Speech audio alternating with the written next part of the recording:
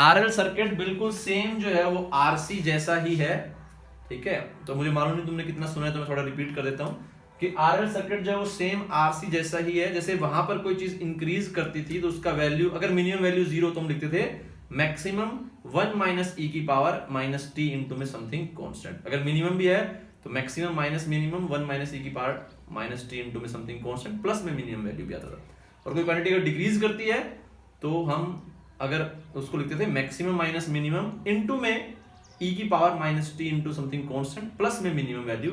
अगर मिनिमम 0 है तो मैक्सिमम ई की power minus T into something constant, वो उसका आंसर हो जाता था, ठीक है। तो वही कहानी यहां पर भी है कि कोई चीज जो है वो ग्रो करेगी, कोई चीज डिक्रीज कर सकती है। तो जो चीज तुम्हारी ग्रो कर रही है, यहां पर हम करंट लेंगे ग्रोथ वाला, तो वो इस तरह से 1 माइनस ई के फॉर्म में आएगा, और जो चीज डिक्रीज कर रही है वो डायरेक्टली ई के फॉर्म में आएगा, ठीक है।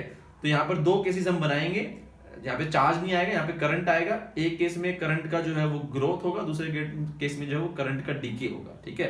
तो पहला हम केस करने वाले हैं यहाँ पर case 1, growth of current in L R circuit. R L बोलो एल आर बोलो, एक ही बात है, ठीक है। तो कैसा केस लेंगे, ऐसा केस होगा, ये एक बैटरी है, लेट्स से इसका ईएमएफ वी ले लिया है हमने, ये एक रेजिस्टेंस है, और यहां पर जो है वो इंडक्टर लगा हुआ है, ठीक है। वही बातें दोबारा से हैं, t is equal to infinity पे भी तुम्हें एनालाइज करना है, t इज इक्वल टू 0 पे भी एनालाइज करना है, और किसी भी टाइम t पर भी तुम्हें एनालाइज करना है, ठीक है। इन तीनों जगह तुम्हें जो है वो इसको एनालाइज करना है, ठीक है। तो इंडक्टर का इंडक्टेंस L ले लेते हैं। तो पहले हम एनालिटिकली एनालाइज कर लेते हैं, फिर मैथमेटिकली कर लेंगे, या पहले मैथमेटिकली कर लें। मैथमेटिकली करना मेरे ख्याल ज्यादा आसान है, यहाँ पे कोई दिक्कत ही नहीं आने वाली मैथमेटिकली। तो पहले मैं मैथमेटिकली ही कर लेता हूँ, ठीक है, फिर मैं एनालिटिकली तुम्हें बता दूंगा कैसा क्यों हो रहा है, ठीक है। तो हमने यहाँ पर क्या किया, इसको स्विच को क्लोज किया at t is equal to 0। किसी भी टाइम पे मान लिया इसमें करंट फ्लो कर रहा है I का, ठीक है। किरचॉफ लगाया, केवीएल, तो केवीएल लगाया तो क्या पाया, यहां से चले V का गेन माइनस IR का ड्रॉप, और मैंने बताया कि इंडक्टर की डायरेक्शन में तुम्हें, करंट की डायरेक्शन में इंडक्टर के अंदर तुम्हें लिखना है ड्रॉप, यानी कि माइनस का L di/dt। अब ये अपने आप गेन बन सकता है अगर di/dt का नेगेटिव हो, वो अलग मैटर है, ठीक है। लेकिन हम हमेशा करंट की डायरेक्शन में लिखेंगे माइनस L di/dt, तो इक्वेशन में कोई कंफ्यूजन नहीं है। करंट की डायरेक्शन में माइनस L di/dt, करंट की अपोजिट प्लस L di/dt। जैसे रेजिस्टेंस में ना, करंट की डायरेक्शन में माइनस R IR, करंट के ऑपोजिट डायरेक्शन में प्लस IR, ठीक है। तो ये हमने यहाँ पर केवीएल ले लिया है, और ये क्लोज लूप के अंदर वैल्यू जो है वो आगे हम यहाँ पे घुमाया है, तो क्लोज लूप में जो है वो डेल्टा V जो है वो 0 होना चाहिए, ये हमने लिख दिया है। आगे तो बड़ा ही आसान सा मामला है, मैंने वेरिएबल सेपरेट किए, V minus IR is equal to L di/dt, ठीक है। अब मैं dt और L को उधर ले गया और V और IR को इधर ले आया, ठीक है। यहाँ पर हम क्या बोलेंगे, dt अपॉन में L is equal to di upon में V माइनस में IR, ठीक है, ये हो गया। फिर हमने इसको इंटीग्रेट किया, यहां पर भी इंटीग्रेट किया, तो ये बन गया dt का बन गया t बाय L, और इसका इंटीग्रेशन हो जाएगा, तुम जानते हो बच्चों, है ना, log V minus IR, integration तब तक तुम समझ में आ ही गया होगा, अपॉन में जिससे भी तुम्हारा I के रिस्पेक्ट में इंटीग्रेट करें ना, तो I जिससे भी मल्टीप्लाइड उसे डिवाइड भी करेंगे, which is multiplied by minus R, तो माइनस R से इसको हमने डिवाइड भी कर दिया। तो t का वैल्यू यहां पर हो गया है 0 सेकंड पे, जो करंट है वो तुम्हारा था ही नहीं, ठीक है, क्योंकि ओपन सर्किट था, और किसी भी टाइम पे करंट जो है वो आ गया तुम्हारा I। तो ये हो गया, माइनस R को इधर ले जाऊंगा तो ये हो जाएगा माइनस RT/L, और ये हो जाएगा log V माइनस IR, और बाद में I का वैल्यू 0 पुट किया तो अपॉन में V। अब इसको इधर लेके जाएंगे log को, तो ये बन जाएगा e की पावर माइनस RT/L, और ये बन जाएगा log V माइनस में IR, ठीक है। अच्छा, log तो हट गया, फिर अपॉन में यानी V माइनस IR अपॉन में V, फिर ये V उधर से मल्टीप्लाई होगा, तो क्या बन जाएगा, V e की power minus RT/L is equal to V minus IR। यहां से I का वैल्यू तुम्हें मिल जाएगा, which is V by R 1 minus e की पावर माइनस RT/L। तो ये तो हमने पिछले इतने दिनों में इतनी बार देख लिया जिसकी कोई हद नहीं है, ठीक है। तो आर टी बाई एल, ठीक है। ये कोई भी चीज अगर ग्रो करती है तो यहाँ पे उसका maximum value minus minimum value, जो कि मिनिमम वैल्यू यहाँ पर 0 है, टी इज इक्वल टू 0। अगर तुम्हारा यहाँ पे कुछ मिनिमम वैल्यू होता तो मिनिमम वैल्यू को लिखते, ठीक है। आई नॉट तुम मान सकते थे मिनिमम वैल्यू स्टार्टिंग में अगर कुछ करंट फ्लो कर रही होती तो। खैर एनीवेज यहाँ पे हमने 0 लिया है, तो मैक्सिमम माइनस मिनिमम 1 माइनस ई की पावर माइनस टी इनटू में something constant which is R by L here, और प्लस में जो है वो मिनिमम वैल्यू हम लिखते थे, लेकिन वो मिनिमम वैल्यू तो 0 ही है, ठीक है। तो अगर सिंपलेस्ट बोले तो मैक्सिमम 1 माइनस ई की power minus something constant into में टाइम, ठीक है। ये तुम्हारा वैल्यू आगे अगर तुम इसका ग्राफ बनाने की कोशिश करोगे तो ग्राफ जो है वो ऐसा आ जाएगा आई टी। तो ये ग्राफ तुम्हारा जो है ये current t is equal to 0 पे करंट का वैल्यू 0 और t is equal to infinity पे करंट का value v by r, maximum को रीच करेगा ये, ठीक है। और t is equal to tau पर, टाउ क्या है यहाँ पे, टाइम कांस्टेंट, वो वैल्यू कितनी होती है 0.63, सॉरी 63 है ना, 63% घटना घट चुकी होती है अपॉन में v बाय r इनटू में v बाय r, सॉरी, ठीक है। तो टाउ क्या है, टाउ वो टाइम कांस्टेंट जिसपे जो घटना घट रही है वो 63% घट चुकी है, ठीक है। सारा ऑलरेडी हम डिस्कस कर चुके हैं आरसी के अंदर A to Z। पर मैंने तुम्हें शॉर्टकट भी बताया था टाउ कैसे निकालते हैं। e की पावर -1 बना दो, जिस टाइम के लिए e की पावर -1 बन जाएगा वही टाइम कांस्टेंट होगा। तो e की पावर है कितना, माइनस का R T by L, e की पावर है माइनस का आर टी बाई एल। तो इसको मैं 1 बनाऊंगा तो t का वैल्यू होना चाहिए l बाय r, तो वही जो है वो टाइम कांस्टेंट है l बाय r, ठीक है। ये तुम्हारा टाइम कांस्टेंट भी हो गया, ठीक है। तो कई बार यहाँ पर डायमेंशन का क्वेश्चन बन सकता है, क्योंकि e की पावर डायमेंशनलेस है, तो r बाय l का डायमेंशन जो है 1 बाय t वाला होना चाहिए, ठीक है। ये l बाय r का डायमेंशन जो है वो t वाला होगा, तभी तो वो डायमेंशनलेस बनेगा। तो जैसे हमने rc का डायमेंशन होता है टाइम, वैसे ही यहाँ पर l बाय r का डायमेंशन जो है वो टाइम होगा, जो कि टाइम कांस्टेंट बन भी रहा है। तो l बाय r जो है वो तुम्हारा टाइम होगा उसका डायमेंशन। इसको नोट कर लो बच्चों, ठीक है। ग्राफ भी बना सकते हो, हम सारा ऑलरेडी डिस्कस कर चुके हैं। जो बातें हम ऑलरेडी डिस्कस कर चुके हैं वो तुम्हें मैं बताता रहूंगा, तुम साथ साथ इसको नोट करते रहो, ठीक है। तो वो सारी बातें भी हम डिस्कस करते रहेंगे, तो तुम इसको नोट कर लो। इसमें कोई डाउट है तो पूछो, बड़ा ही सिंपल है ये, कितना आसान है ये। किसी भी टाइम तुम साथ साथ नोट करते रहना, ठीक है। मैं बोलता रहूंगा, तुम नोट करते रहो। किसी भी टाइम पर जो है वो हमें किरचॉफ इक्वेशन लिखनी है, बहुत ही आसान है। किरचॉफ इक्वेशन लिखने के लिए मुझे सभी कंपोनेंट्स के अक्रॉस जो है वो वोल्टेजेस मालूम होने चाहिए। वो मुझे मालूम है कि बैटरी में जो वोल्टेज का चेंज है वो V का आएगा, ठीक है। अगर हम पॉजिटिव वाली साइड जा रहे हैं तो प्लस V लिख देंगे, और अगर नेगेटिव वाली साइड जा रहे हैं, जैसे हम यहाँ से यहाँ जंप मारे, हमने ऐसे घूमे, हमें अगर ऐसे घूमे तो प्लस V की तरफ जा रहे हैं तो प्लस V लिख दिया। रेजिस्टेंस से हम जानते हैं वोल्टेज ड्रॉप कितना होता है, करंट की डायरेक्शन में माइनस IR, करंट के ऑपोजिट डायरेक्शन में प्लस IR, ठीक है। कैपेसिटर तो यहाँ पे है नहीं, अगर होता तो उसमें भी प्लस Q बाई सी या माइनस Q बाई सी होता, ठीक है। फिर हमारा नया कंपोनेंट आया यहाँ पर इंडक्टर, उससे वोल्टेज ड्रॉप कितना है L di बाई dt। अरे ये कहां से आया, ये फ्लक्स से आया, फ्लक्स होता है Li और EMF क्या होता है d फाई बाई dt, तो L di बाई dt आ गया, ठीक है। ये हम ऑलरेडी निकाल चुके हैं, इसको सेल्फ EMF का हमने नाम दिया था, ठीक है। करंट की डायरेक्शन में माइनस लिखेंगे, करंट की ऑपोजिट डायरेक्शन में प्लस लिखेंगे। उसके बाद तो हमने वेरिएबल्स को सेपरेट किया, जो i के वेरिएबल है वो i के साथ रखे और बाकी जो कांस्टेंट वॉन्स्टेंट है वो t के साथ रख दिया। फिर हमने इंटीग्रेट किया, एप्रोप्रिएट लिमिट्स पुट की, तो ये हमारा आंसर निकल करके आ गया। ग्राफ हमने बना लिया है।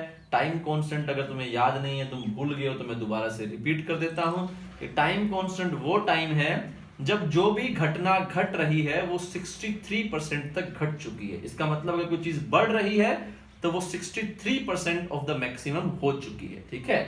और अगर कोई चीज घट रही है तो वो 63% घट चुकी है, यानी बची कितनी है 37% वो बची होगी, ठीक है। तो टाइम कांस्टेंट हम निकालते कैसे हैं, हम e की पावर को टाइम का वो वैल्यू पुट करते हैं जहां से e की पावर -1 बन जाए, ठीक है। तो यहाँ पर t का वैल्यू पुट किया हमने L बाय R, ठीक है, तो जिससे ये -1 जो है वो बन गया, ठीक है। तो टाइम कांस्टेंट पे जैसे मैंने बोला डायमेंशन पे क्वेश्चन आ सकता है, ठीक है। तो तुम चाहो तो लिख सकते हो the dimension of L by R will be time, ठीक है। तो ये यहाँ से डायमेंशन का क्वेश्चन बन सकता है, ठीक है। अब कोई आदमी अगर L का जैसे निकालने की कोशिश करने लग जाएगा, ठीक है। वैसे L का यूनिट जो है वो हेनरी होता है, शायद मैं वहां पे सेल्फ इंडक्टेंस में बताना भूल गया था तुम्हें, ठीक है। तो वहां पे ये वाला पॉइंट भी तुम लिख लेना, जहाँ पे तुमने यूनिट लिखा है ना, तो उसका यूनिट हमने थोड़ा उसके फॉर्म में लिखा था मे बी, ठीक है। जो यूनिट है हमने सेल्फ इंडक्टेंस का, है ना, वो वेबर अपॉन में करंट लिख दिया था, बट उसको, है ना, क्योंकि phi is equal to L I, हमने वेबर अपॉन में करंट लिखा था, बट उसको हेनरी बोलते हैं एज ए, उसकी जब बोरी बनाएंगे तो उस बोरी को हेनरी बोलते हैं। जैसे जो फोर्स है उसका यूनिट क्या होता है, केजी मीटर पर सेकंड स्क्वायर, लेकिन उस पूरी बोरी को क्या बोलते हैं, 1 न्यूटन बोलते हैं ना। तो ऐसे ही वेबर पर एम्पियर को हेनरी बोलते हैं। तो वो तुम लिख लेना पीछे जाकर के नोट्स के अंदर, कि जहाँ पे हमने यूनिट लिखा है ना वेबर बाय एम्पियर, तो वहां पे साथ में हेनरी भी लिख लेना, HENRY, ठीक है। हाँ, तो हम कौन सी वाली बात कर रहे थे यहाँ पर, हाँ, तो L बाय R का जो डायमेंशन है, वो L बाय R का डायमेंशन जो है वो टाइम वाला डायमेंशन बनेगा। तो तुम्हें ऐसे करने की जरूरत नहीं है कि L का अलग से डायमेंशन निकालो, रेजिस्टेंस का अलग से निकालो, और इस क्वेश्चन को तुम जो है वो अननेसेसरी जो 10 सेकंड का क्वेश्चन है उसको तुम 3 मिनट का बना दो, 4 मिनट का बना दो, ठीक है। तो यहाँ पर जहां भी E की पावर आ जाए ना समथिंग समथिंग, तो वहां पे तुम्हें ध्यान रखना चाहिए वो हमेशा डायमेंशन लेस क्वांटिटी बनेगी, ठीक है, जो लोग के अंदर आ गया है ना उस तरह से। तो ये तुम्हें चीजें जो है वो ख्याल रखनी है, ठीक है। तो इसमें इस तरह के क्वेश्चन जो है वो डायमेंशन के ऊपर ही आदमी बना सकता है ना। इसको नोट कर लो, अगर नोट पूरा कर लिया हो तो हम इसके अंदर जो है वो और आगे बढ़ते हैं, कैसे कहानी होगी वो सब डिस्कस करते हैं, ठीक है। इसको तुम लोग नोट कर सकते हो। E की पावर -1 कितना होता है, 0.37 होता है। ऑलरेडी हम RC के अंदर जो है वो इसको नोट कर चुके हैं, तो मेरे ख्याल से इसको तो बार बार बताने की जरूरत हमें नहीं है, ठीक है। चले, मेरे ख्याल से नोट कर लिया होगा तुम लोगों ने। अगर इसी को तुम पकड़ो तो यहां से तुम बोल सकते हो, अच्छा जो तुम डेरिवेशन की अगर हम बात कर रहे थे, मैंने बोला था ना डेरिवेशन में तुम्हें बता भी दूंगा कि कैसे जो है हम इसको डिराइव कर सकते हैं। हम इसको एनालिटिकली एनालाइज करेंगे, बहुत सारी बातें डिस्कस करनी है इसके रिगार्डिंग, अभी भी करते हैं। अगर मैं इसको एनालिटिकली एनालाइज करूं तो क्या हो रहा है देखने की कोशिश करो जरा, थोड़ा सा इसको एनालिटिकली एनालाइज करते हैं हम। अगर मैं तुमसे ये पूछूं, देखो t इज इक्वल टू 0 पे करंट 0 था क्योंकि ओपन सर्किट था, ठीक है, सारा सिस्टम जो है वो अभी तुमने कनेक्ट ही नहीं किए। तो जैसे ही तुम जो है, जैसे ही तुम लोग, अच्छा ये चीज को मैं निकाल भी लेता हूं, ये नोट तो कर लिया ना, इसको इरेज कर सकता हूं, स्पेस बना सकता हूं मैं अपने लिए, कर लिया बच्चों नोट। चलो एक एक करके सारी चीजों को डिस्कस करते हैं। मेरे ख्याल से तुम लोगों ने नोट कर लिया है। तो पहली चीज तो मैं ये डायरेक्शन वाली चीज ही क्लियर कर देता हूं। अगर मैं इस पूरी टर्म को I से मल्टीप्लाई कर दूं, ठीक है, अगर मैं इसको कुछ भी मान लूं, इक्वेशन नंबर A मान लूं, ठीक है, multiply equation A by I, तो ये बन जाएगा VI, ये बन जाएगा माइनस में I स्क्वायर R, और ये बन जाएगा इसको A बोल दिया तो इज इक्वल टू बोलो या जो भी बोलो, माइनस वाला बोल सकते, कोई भी ले लो, इसको बोल लो इक्वेशन नंबर A, कोई दिक्कत नहीं है। तो ये बन जाएगा माइनस का L I DI by dt। तो ये तुम्हारा क्या हो गया, power supplied by battery, power supplied by battery. ये क्या हो गया, पावर डिसिपेटेड इन रेजिस्टेंस,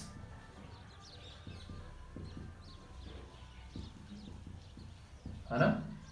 और ये फिर क्या होगा, ये भी पावर ही होगा, ये क्या होगा, पावर स्टोर्ड इन इंडक्टर। तो ये हो गया पावर स्टोर्ड इन इंडक्टर, यानी कितना एनर्जी पर सेकंड जो है उसके अंदर स्टोर हो रहा है, ठीक है। तो पावर अगर ये है, यानी कि ये du बाई dt है, du बाई dt कितना है, Li di बाय dt, तो dt dt कट जाएगा, दोनों को इंटीग्रेट करोगे, ठीक है, dt dt काट दिया, दोनों को इंटीग्रेट करेंगे तो, हाँ स्क्रीन अटक गई, मैं देख पा रहा हूँ, हाँ हाँ देख पा रहा हूँ, मैं देख पा रहा हूँ, एक सेकंड को करता हूँ मैं मैनेज इसको। अरे यार ये फिर से वाईफाई तो ऑन नहीं हुआ इस बार, क्यों अटकी है, बैटरी भी ठीक ठाक है, एक सेकंड, एक सेकंड बस, एक सेकंड मैं इसको ठीक कर लेता हूँ, डोंट वरी।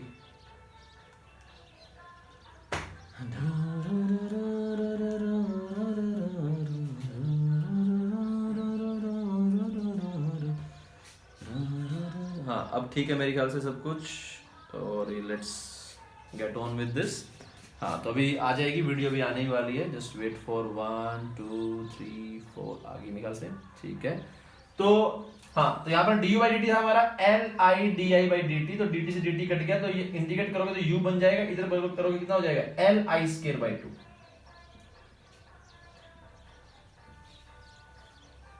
तो ये तुम्हारा सॉर्ट ऑफ जो है वो डेरिवेशन हो गया है कि जो एनर्जी स्टोर होती है वो हाफ Li स्क्वायर होती है, ठीक है। तो इतना तुम्हारा जो है वो एनर्जी स्टोर होगा, ठीक है। तो ये वाली बात तुम लिख सकते हो कि जब इसके अंदर आई करंट फ्लो कर रहा है, जब आई का वैल्यू 0 था तो एनर्जी 0 मान ली हमने, और जब आई करंट फ्लो कर रहा है तो Li²/2 जहां पर।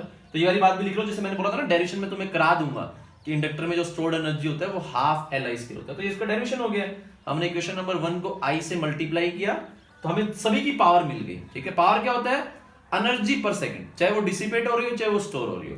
तो ये तो पावर, ये तो सप्लाई कर रहा है बैटरी, तो ये पावर सप्लाइड है बैटरी, जो हम जानते हैं, फेमिलियर है।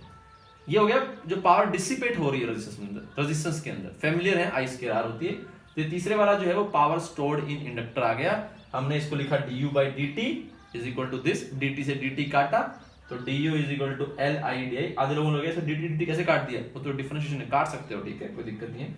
तो ये तुम्हारा du इंटीग्रेट होकर के u बन गया और ये बन गया Li²/2। फटाक से इसको नोट कर लो, फिर मैं थोड़ा इसको एनालिटिकली भी एग्जामिन कर लेंगे हम इसको, ठीक है, कि ऐसा क्या हो रहा है, क्या कहानी घट रही है, ठीक है। उसको हम एनालिटिकली एग्जामिन करेंगे। पहले इस वाली बात को तुम लिख लो।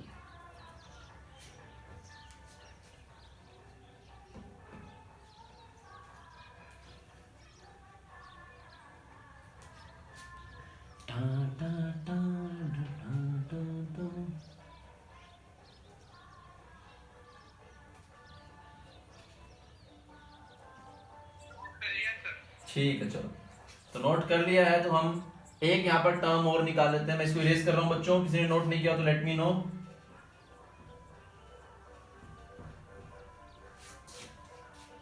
ठीक है, अगर मैं एक और टर्म यहाँ पर निकालने की कोशिश करूं ताकि हम इसको अच्छे से एग्जामिन कर सकें एनालिटिकली, तो वो टर्म होगा L/di/dt। ठीक है, L/di/dt का वैल्यू मैं कितना लिख सकता हूं, इसका डिफरेंशिएशन, तो L तो आएगा आएगा, और इसका डिफरेंशिएशन कितना हो जाएगा, V/R तो एज इट इज रहेगा, 1 का डिफरेंशिएशन विल बी 0, और इसका जो डिफरेंशिएशन है वो बनेगा e⁻−RT/L, और साथ में आ जाएगा RT/L, मतलब R/L, सॉरी, ठीक है। तो एक नेगेटिव यहां पे था, एक ऊपर से आएगा। उम्मीद करता हूं तुम्हें इसका डिफरेंशिएशन मालूम होगा चेन रूल से, ठीक है। तो V/L तो हमने यहां पे लगा दिया, ठीक है। ये वोल्टेज ड्रॉप अक्रॉस इंडक्टर हो गया L/di/dt, ठीक है। तो यहाँ पे तीन ही तो खिलाड़ी हैं, एक तो यहाँ पे करंट है खिलाड़ी, है ना, और कौन सा खिलाड़ी है यहाँ पे, कौन से प्लेयर्स हैं यहाँ पर, एक इसके cross voltage drop which is IR, तो I मालूम है तो ये तो आई गया, एक इसके cross voltage drop which is L/di/dt। तो ये हम निकाल रहे हैं कि जो E सेल्फ है उसका वैल्यू कितना होगा, तो ये हो गया L/di/dt का वैल्यू हमने किया, इसको डिफरेंशिएट किया तो V/R एज इट इज, 1 का डिफरेंशिएशन 0, फिर इसका डिफरेंशिएशन होगा -e⁻−RT/L इनटू में -R/L, तो माइनस माइनस कट करके वो पॉजिटिव हो जाएगा। तो मैंने माइनस दिखा ही नहीं दोनों साइड ही, तो R से R काट देंगे, L से L काट देंगे, तो ये जो E सेल्फ है इसका वैल्यू आ गया VE⁻−RT/L। ठीक, अच्छी बात है, आना भी चाहिए ऐसा ही, क्योंकि ये क्वांटिटी जो है वो डिक्रीजिंग है, तो मैक्सिमम इनटू में e⁻- के फॉर्मेट में आ गया, ठीक है। इस फॉर्मेट में आया तो हम समझ गए क्वांटिटी डिक्रीजिंग होगी। कैसे होगी इसको मैं अब एनालिटिकली एग्जामिन कर देता हूं, तुम देखना, तुम्हें कोई डाउट हो तो पूछना इसके अंदर जरूर, ठीक है। देखो कैसे इसको एनालिटिकली हम एग्जामिन करेंगे। t इज इक्वल टू 0 पे तुमने स्विच को क्लोज कर दिया, तो अगर t इज इक्वल टू 0 पे तुमने स्विच को क्लोज कर दिया है तो अब क्या होगा, ये क्लोज लूप बन गया, क्लोज लूप बन गया है, तो इसके अंदर वोल्टेज गेन V का हो गया, तो दोनों से मिलाकर के वोल्टेज ड्रॉप भी V का होना चाहिए, ठीक है। तो अब क्योंकि इंडक्टर क्या बोलता है कि मैं एकदम से चीज को नहीं बदलने दूंगा, इंडक्टर की प्रॉपर्टी ही ये है कि वो एकदम से चीज को नहीं बदलने देगा। वो कहेगा पहले मेरे अंदर से करंट कितना फ्लो कर रहा था, 0, तो t इज इक्वल टू 0 के जस्ट बाद जो t is equal to 0 negative पे करंट था, वही t is equal to 0 positive पे भी करंट रखूंगा, अगर L चेंज नहीं हुआ, क्योंकि इसको मेन मकसद इसको मेन मकसद जो है फ्लक्स से, करंट से नहीं है, क्योंकि फ्लक्स होता है Li। पहले ये वाली बात मैं क्लियर कर दूं कि फ्लक्स होता है Li, आमतौर पर L कांस्टेंट रहता है, तो हम सीधा बोलते हैं कि इंडक्टर करंट को नहीं चेंज होने देता। लेकिन जब भी मैं बोल रहा हूं इंडक्टर करंट को नहीं चेंज होने देगा, इसका मतलब क्या है, मैं ये मान रहा हूं कि L कांस्टेंट है, ठीक है, और 99.9% केसेस में L कांस्टेंट ही रहता है, तो हम बोलते हैं कि फ्लक्स चेंज का मतलब एक ही, अगर L कांस्टेंट है कि करंट चेंज होना चाहिए, ठीक है। तो हम इसलिए बोलते हैं कि इंडक्टर एकदम से करंट को नहीं चेंज करने देगा। टेक्निकली करेक्ट क्या होना चाहिए कि इंडक्टर एकदम से फ्लक्स को नहीं चेंज करने देगा, क्योंकि हम देख चुके हैं कि वही जो है वो सेल्फ इंडक्टेंस वाला प्रॉपर्टी है, ठीक है। तो लेकिन आमतौर पे एल कांस्टेंट होता है, तो ये इसका जो सिनोनिमस है वो ये बन जाता है कि इंडक्टर अपने अंदर से करंट को नहीं चेंज करने देगा, क्योंकि हम अज्यूम ही कर रहे हैं कि एल तो कांस्टेंट ही रहेगा। ठीक है, कभी कभी चेंज होता है जब हम रोड वगैरह इंसर्ट करते हैं, वो भी एक आधा केस देखेंगे। खैर एनीवेज, तो इंडक्टर बोलेगा जो t is equal to 0 negative पे करंट था, वही t is equal to 0 positive पे करंट रहेगा, क्योंकि इंडक्टर जो है वो एकदम से करंट चेंज अपने अंदर से नहीं करने देगा, नहीं तो फ्लक्स चेंज हो जाएगा। तो अब रेजिस्टेंस बोलेगा यार तूने तो मुझे मजबूर कर दिया, तू तो अब करंट फ्लो ही नहीं करने दे रहा t is equal to 0 plus पे, लेकिन t is equal to 0 plus पे जो है वो अपना सर्किट तो क्लोज हो गया है, तो अगर सर्किट क्लोज हो गया तो अपने को वोल्टेज ड्रॉप तो करवाना पड़ेगा। तो रेजिस्टेंस बोलेगा क्योंकि करंट तू 0 कर दे रहा है, और यहाँ पे हम फॉर्मूला भी चेक कर सकते हैं, t का वैल्यू 0, तो ये बन जाएगा e की पावर 0 बन जाएगा 1, 1 माइनस 1 विल बी 0। ठीक है, तो 1 माइनस 1 जो है वो 0 बनेगा। हाँ तो यहाँ से हमारा क्या निकल करके आ रहा है कि t इज इक्वल टू 0 पे करंट जो है वो 0 है ना। फॉर्मूला, ये हमने फॉर्मूले क्यों निकाले, ताकि हम जो भी बात एनालिटिकली बोल रहे हैं उसको हम फॉर्मूले से वेरीफाई भी कर सके। तो t is equal to 0 plus पे, यानी कि ऑलमोस्ट 0, जस्ट 0 के बाद करंट जो है वो 0 ही बना रहेगा, क्योंकि e की पावर 0 होती है 1, और 1 माइनस 1 जो है वो 0 बन जाएगा। हाँ, और हम जानते भी हैं क्यों ऐसा हो रहा है, क्योंकि इंडक्टर एकदम से करंट को चेंज नहीं होने देगा। तो अब रेजिस्टेंस क्या बोलेगा, भाई V का गेन ले चुके हैं, तो अपने दोनों की जिम्मेवारी है कि V का ड्रॉप कराएं, बट मैं तो मजबूर हो गया हूं क्योंकि तूने करंट फ्लो ही नहीं करने दिया, तो अब ये सारी जो वोल्टेज ड्रॉप की जिम्मेवारी है ये तेरी है। ठीक है, तो अगर तेरी है तो इसका मतलब क्या हो गया, यहाँ पर इसको जो है पूरा वोल्टेज ड्रॉप करवाना पड़ेगा। अब इसका वोल्टेज ड्रॉप है क्या, L di/dt। ठीक है, अब ये वाला काम मत कर देना कि सर I का वैल्यू 0 है तो di/dt का वैल्यू 0 कैसे नहीं होगा, वो भी 0 होना चाहिए, नहीं, क्योंकि I का यहाँ पे वैल्यू 0 है, लेकिन वो फंक्शन 0 नहीं है, फंक्शन तो ये है।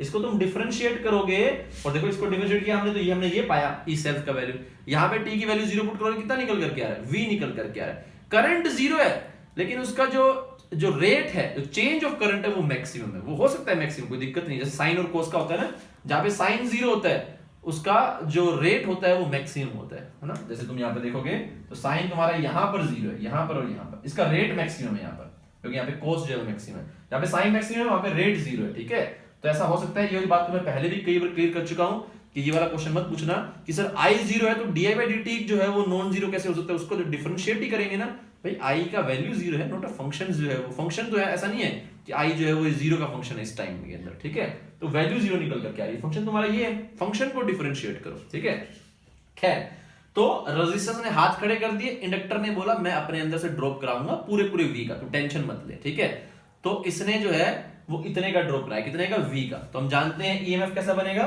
EMF हमारा बनेगा ऐसा, तभी तो वोल्टेज ड्रॉप होगा ना,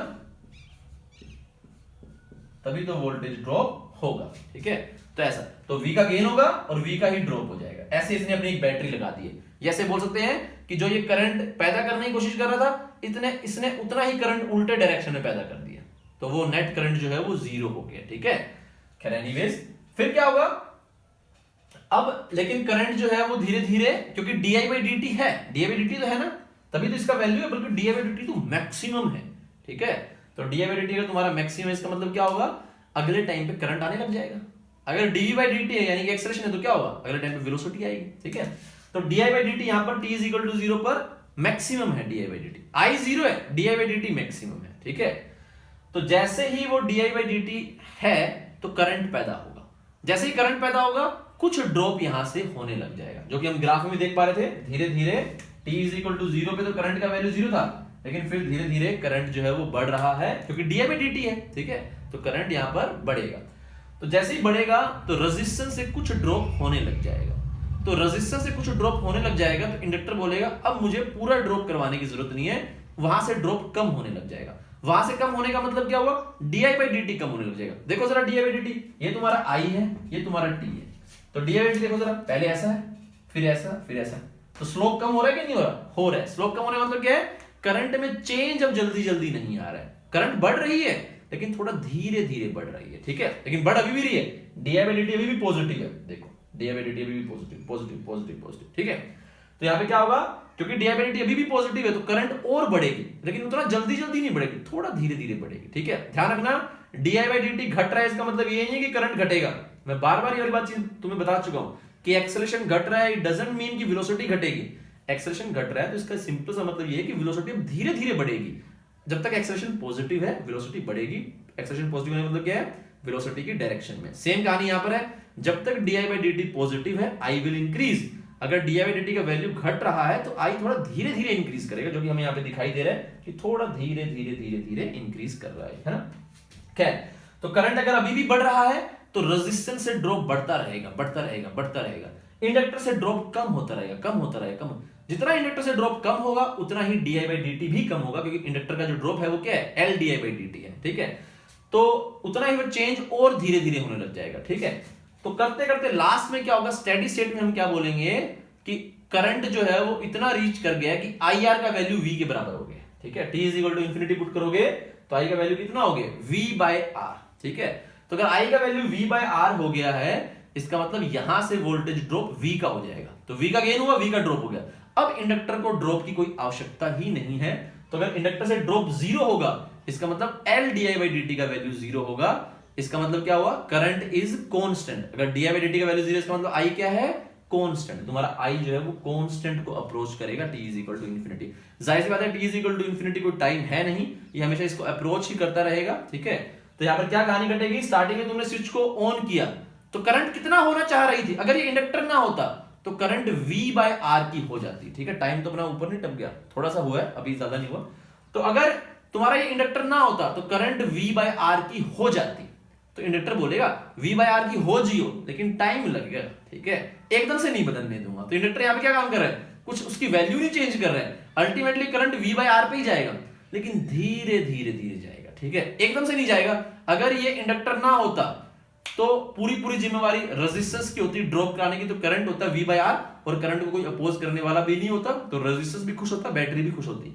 जैसे ही इंडक्टर आया, इंडक्टर ने बोला मैं एकदम से नहीं बदलने दूंगा, तो फिर रेजिस्टेंस ने हाथ खड़े कर दिए कि भाई अगर मेरे से करंट ही फ्लो नहीं करने दे रहा तो मैं ड्रॉप कराऊंगा ही नहीं, तो सारा ड्रॉप तू करवा। उसने ले लिया, लेकिन D I by D T का वैल्यू पॉजिटिव था, तो धीरे धीरे करंट ग्रो किया, यहां से ड्रॉप ग्रो किया, यहां से ड्रॉप कम हुआ, इवेंचुअली यहां का ड्रॉप V के इक्वल हो गया, तो यहां से ड्रॉप की कोई आवश्यकता नहीं है, तो D I by D T zero, इसका मतलब करंट कांस्टेंट। तो यहां पर हम ये बोल सकते हैं कि inductor T is equal to zero पे ओपन सर्किट की तरह बिहेव कर रहा है, करंट के एंगल से, करंट को फ्लो नहीं करने दे रहा। ठीक है, ऐसे ओपन सर्किट की तरह बिहेव कर रहा है, और T is equal to infinity पे ऐसे बिहेव कर रहा है जैसे इंडक्टर है ही नहीं। ठीक है, तो अगर मैं तुम्हें दो की पॉइंट जो है वो बोलूं, जो तुम्हें याद रखने पड़ेंगे, उसको मैं फ्यूचर क्लासेस में भी जो है बार बार रिपीट कर दूंगा। वो दो, जैसे मैंने तुम्हें बोला था ना, कैपेसिटर की कुछ प्रॉपर्टीज होती हैं। क्या प्रॉपर्टी होती है कि T is equal to zero पे वो ओपन सर्किट की तरह बिहेव करेगा, और T is equal to infinity पे अपनी ब्रांच से करंट पास नहीं करने देगा। इन दो प्रॉपर्टीज के ऊपर हमने क्वेश्चन सोल्व किए थे। ऐसे ही इंडक्टर की दो प्रॉपर्टी क्या है कि कोई भी इवेंट है, तुम कोई भी चेंज कर रहे हो, उसके जस्ट पहले और जस्ट बाद करंट का वैल्यू चेंज नहीं होगा। अगर स्विच ऑफ था तो करंट जीरो था, तो स्विच ऑन करते ही करंट का वैल्यू नहीं आएगा, करंट का वैल्यू जीरो रहेगा। यानी कोई भी इवेंट हो, इवेंट यानी कि स्विच को ऑन करना, स्विच को ऑफ करना, इसके जस्ट बाद जो है वो वही करंट फ्लो करेगा इंडक्टर से जो पहले फ्लो कर रहा था, प्रोवाइडेड एल कांस्टेंट हो। ठीक है, और T is equal to infinity पे इंडक्टर गायब हो जाता है, क्योंकि T is equal to infinity मतलब चीजें स्टेडी हो गई हैं। स्टेडी का मतलब चीजें कांस्टेंट हो गई हैं। तो अगर करंट कांस्टेंट हो गया है तो D I by D T का डिफरेंशियल क्या होगा, जीरो होगा। तो इसको मैं लिखवा नहीं रहा हूं, क्योंकि नेक्स्ट क्लास में मैं इसको तुम्हें लिखवाऊंगा भी, तो डरने की जरूरत नहीं है कि सर आपने जो पॉइंट बोला इंपॉर्टेंट वो उसको एक बार बताना है, मैं रिपीट मुझे लिखना है उसको, तो डरने की जरूरत नहीं है। मैं कल इसको जो है वो दोबारा से लिखवा दूंगा। तो पॉइंट जो है वो दो हमारे कौन से खास आए कि इंडक्टर इवेंट के एकदम से कुछ भी चेंज नहीं करने देगा, इवेंट के अगल बगल में। ठीक है, जो इवेंट से पहले था वही इवेंट के बाद भी रखेगा। ठीक है, करंट के मामले में। और T is equal to infinity पे इंडक्टर कंडक्टिंग वायर की तरह बिहेव करता है, बिल्कुल गायब हो जाता है, कोई इसका ऐसा लगेगा कि है ही नहीं। यहाँ पर देखो करंट कितनी फ्लो कर रही है, V बाय आर की, तो समझ लो इंडक्टर है ही नहीं। ठीक है, इसमें कोई डाउट हो तो पूछ लो, नहीं तो हम कल भी डिस्कस करेंगे, कल भी पूछ सकते हो, कोई दिक्कत नहीं है। सच थोड़ा टाइम हो गया आज ज्यादा। ठीक है, तो ये हमने इसका एनालिटिकली जो है वो हमने इसको एग्जामिन भी कर लिया है। तुम चाहो तो यहाँ पर कभी भी तुमसे जो है पूछा जाए कि इसके क्रॉस ड्रॉप कितना है, तो आई इंटू में आर कर देना, इसके क्रॉस ड्रॉप कितना है, तो ये वाला एक्सप्रेशन तुम लिख सकते हो। चाहो तो इसको लिख लो, कोई डाउट है तो पूछ लो इसको, नहीं तो कल मिलते हैं, कल भी डिस्कस कर लेंगे, कोई दिक्कत नहीं है। बार बार जो चीजें मैंने आज बोली हैं वो बहुत हद तक मैं कल भी रिपीट करूंगा कुछ कुछ।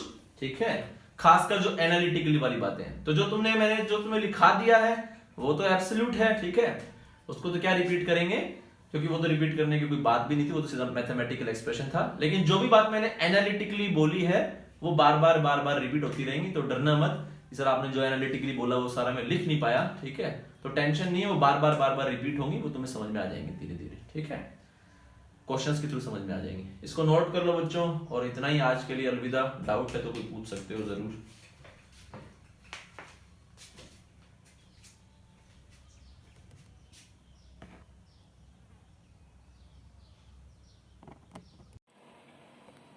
तो हमने बात कर ली है ग्रोथ, जो करंट का ग्रोथ है वो कैसे होता है। अब हम बात कर लेते हैं कि अगर करंट डीके कर रहा हो, यानी करंट का अगर वैल्यू जो है वो घट रहा हो, तो किस तरह के एक्सप्रेशंस जो है वो आएंगे, ये हम थोड़ा डिस्कस कर लेते हैं, ठीक है। तो किस तरह के एक्सप्रेशंस आएंगे अगर करंट घट रहा हो, ठीक है, यानी डीके हम जो है वो करने वाले हैं, डीके इन करंट केस 2, ठीक है। तो एक बार पहले दोनों कर लेते हैं, ग्रोथ तो हमने ऑलरेडी देख लिया, डीके भी कर लेते हैं, फिर इनके क्वेश्चंस हम इकट्ठे कर लेंगे दोनों के, ठीक है। तो अब पहले स्टडी कर लेते हैं डीके इन करंट।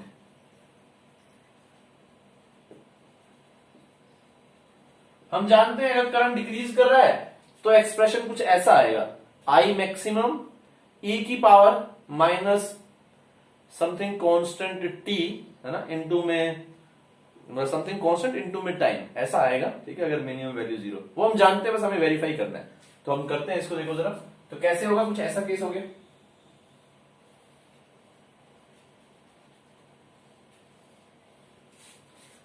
ठीक है। डायग्राम में इसका बना देता हूं, थोड़ा सा इधर बना लेते हैं इसको। ये रेजिस्टेंस और ये हो गया तुम्हारा इंडक्टर, ठीक है, ये इंडक्टर है, ये रेजिस्टेंस हो गया। इसको मैंने बोल दिया K1, ठीक है, ये क्लोज्ड ही थी पहले, और ये एक और हमने की बोल दिया K2। तो हम लिखेंगे at t is equal to 0 K1, ठीक है, K1 is open, K2 is closed, ठीक है। पहले क्या था, K1 जो है वो, है ना, पहले क्या था कि K1 बंद था और K2 ओपन था, तो पहले ये सर्किट था। फिर t इज इक्वल टू 0 पे तुमने यहां से इसको जो है वो ओपन कर दिया है स्विच को, ठीक है, और यहां से इसको क्लोज कर दिया है, ठीक है, ये स्विच ऑन हो गया, ये स्विच ऑफ हो गया टेक्निकली, ठीक है। तो फिर ये इस तरह से तुम्हारा जो है वो, ये रेजिस्टेंस R है, ये इंडक्टर L हो गया, तो फिर ये फाइनली ये सर्किट बन गया। तो पहले सर्किट ये है, बाद में सर्किट ये हो गया फाइनली, ठीक है। तो अब हम इसका एक्सप्रेशन निकालने वाले हैं, देखते हैं क्या आंसर निकल करके आता है, ठीक है। तुम इसको ऐसे भी बोल सकते हो कि इनिशियली, ऐसे अगर मैं इसी को देखूं तो मैं ऐसे बोल सकता हूं कि इनिशियली जो है वो सर्किट ये था, ठीक है, लंबे समय तक ये बना हुआ था, और बाद में फाइनली जो है वो सर्किट कुछ ऐसा हो गया, ठीक है। तो ये तुम्हारा जो है यहां पर सिनेरियो है। तो हम किसी भी टाइम टी पे बात कर लेते हैं, ठीक है। तो फाइनली हम किसी टाइम टी पे बात कर लेते हैं, थोड़ा सा और बड़ा बना देता हूं मैं, आर, सॉरी, तो आर कैसे बनाते हैं, ऐसे ऐसे करके जिगजैग सा, और इसको थोड़ा सा राउंड, मोर जो है वो राउंड शेप में, इस तरह से, ठीक है। तो इसमें हमने मान लिया कि करंट फ्लो कर रही हो किसी टाइम पे आई, ठीक है, इसमें हम कर रहे हैं, तो इसमें हम केवीएल लगाने वाले, करंट फ्लो कर रही है किसी टाइम पे आई, इसका इंडक्टेंस एल है, ठीक है। तो यहां से हम प्रोसीड करेंगे, यहां से पहले लिखेंगे, बाद में यहां से लिखेंगे, ठीक है। ये तो कहानी इसकी हो गई है, ठीक है। तो यहां से मैं लिख देता हूं कैसे करेंगे, देखो जरा इसको, ठीक है। वहां से शुरू कर लेते हैं, फिर इधर की तरफ आ जाएंगे। तो अगर बस मुझे किरचॉफ ही लगाना होता है किसी भी टाइम टी पे, एनालिटिकली इसको बाद में एग्जामिन कर लेंगे, पहले हम इसका मैथमेटिकल सॉल्यूशन देख लेते हैं। तो अगर मुझे जो है यहां पर केवीएल लगाना है, तो मैंने शुरू कर दिया यहां से, तो मैंने लिख दिया इसको माइनस आई आर, अच्छी बात है, यहां से गए, करंट की डायरेक्शन में ड्रॉप होगा माइनस आई आर। अच्छा, इंडक्टर की डायरेक्शन में कितना ड्रॉप होता है, L D I by D T, तो करंट की डायरेक्शन में जा रहे हैं तो माइनस का L D I by D T is equal to 0। तो यहां से क्या निकल करके आ गया, आई आर नेगेटिव, है ना, is equal to L D I by D T, D T को इधर ले गए और आई को नीचे ले आए, तो ये हो गया D T minus of R D T by L, minus of R D T by L, ठीक है। और यहां पे क्या हो गया बच्चों, डी आई बाई आई, अब हम इसको इंटीग्रेट कर देंगे दोनों साइड से, तो ये तुम्हारा हो गया है माइनस का आर टी बाई एल और इधर हो गया log आई। ठीक है, तो t इज इक्वल टू 0 पर अगर हम लिमिट पुट करें यहां पर, तो t इज इक्वल टू 0 पर कितनी करंट फ्लो कर रही थी भाई, ये था तुम्हारा ना t इज इक्वल टू 0 से पहले, तो ये वाला था ना लेस देन t, इसका ऐसे लिख सकते हैं इनिशियली का मतलब क्या है यहां पर t लेस देन 0 के लिए। ठीक है, और t ग्रेटर देन और इक्वल टू 0 के लिए ये वाला सर्किट हो गया।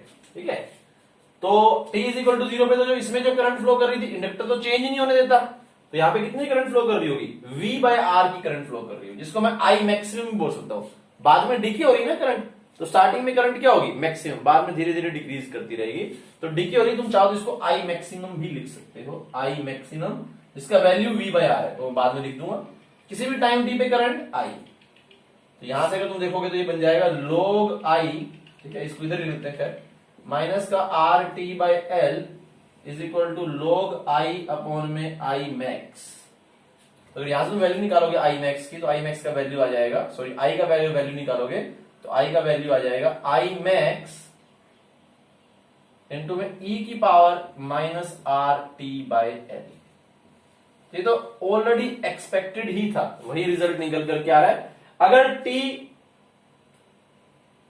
ठीक है, तो ये तो ऑलरेडी हमें रिजल्ट मालूम था, यही जो है वो हमारा आंसर भी निकल करके अल्टीमेटली जो है वो आ जाएगा आई मैक्स ई की power minus R T by L. क्योंकि ये डीके कर रहा है, इसमें 1 माइनस ई वाला एक्सप्रेशन जो है वो नहीं आया है, सिंपली जो है वो आई मैक्स ई की power minus R T by L वाला एक्सप्रेशन आ गया। अगर मैं इसका ग्राफ बनाने की कोशिश करूंगा तो ग्राफ ऐसे कुछ ऐसे बनेगा,